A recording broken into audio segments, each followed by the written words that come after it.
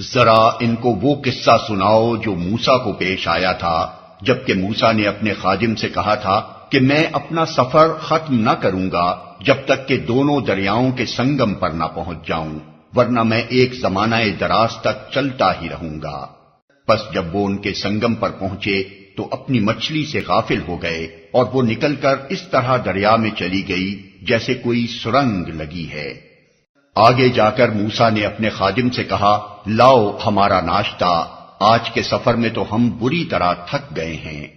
خادم نے کہا، آپ نے دیکھا یہ کیا ہوا؟ جب ہم اس چٹان کے پاس ٹھہرے ہوئے تھے اس وقت مجھے مچھلی کا خیال نہ رہا اور شیطان نے مجھ کو ایسا غافل کر دیا کہ میں اس کا ذکر آپ سے کرنا بھول گیا۔